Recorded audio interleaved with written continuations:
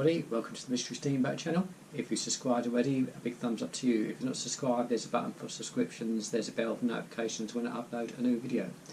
Now this little blog is telling you and me what's up in heavens, in the skies in the month of February. Now the pick of the month is the planet Mercury.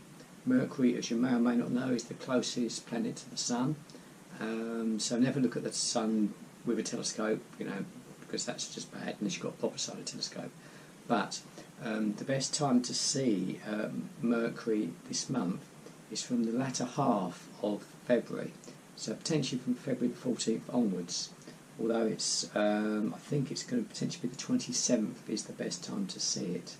27th as I'm looking down, and it's 45 minutes after sunset.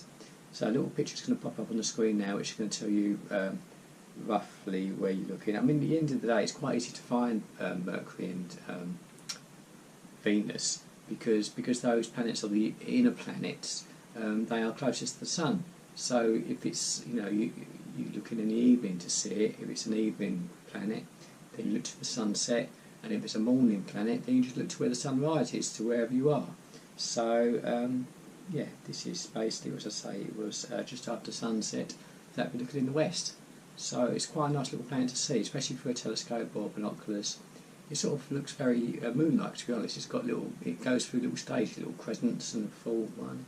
It's quite a nice little planet to see. So the next big one to see is on the 2nd of February. It is at 6:44 Universal Time, which is the equivalent of Greenwich Mean Time.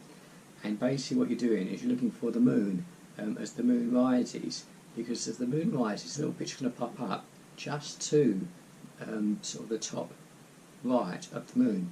You will see a little dot. You think, is that a star? No, it's not a star. That is the planet Saturn.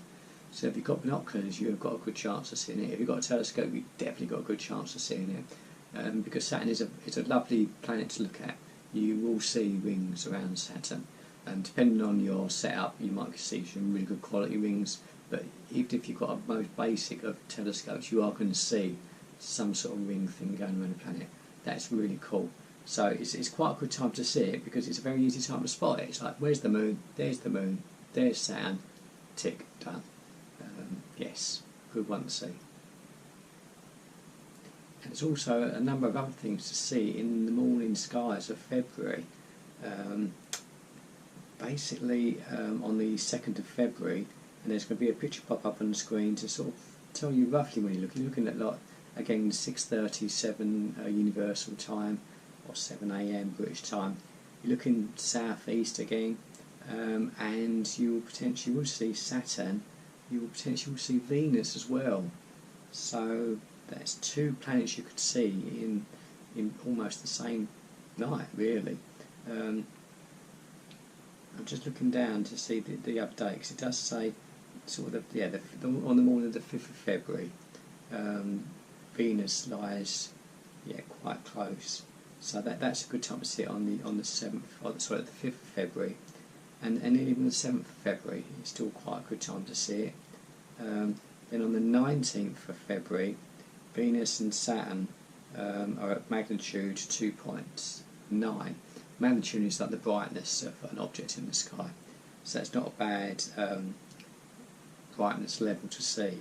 And yes, so that's a good one. That's on February the 18th. So that's a good night to potentially go out, or it's not a good night, good morning, early morning to start to go out and see a couple of planets at the same time. Now again, if you're an early riser, on the 23rd of February, you can potentially go out there and you can find Jupiter. Jupiter has got lots of moons, but particularly on the 23rd, you can see one of the outer moons of Callisto. That would be just to the north of Jupiter's disk in the morning. So that's quite a cool thing to see. Again, depending on you set up your telescope, it just might literally be a white blob. But then you see other little white blobs, and they are the moons. But the bigger the telescope, the more definition you're going to get.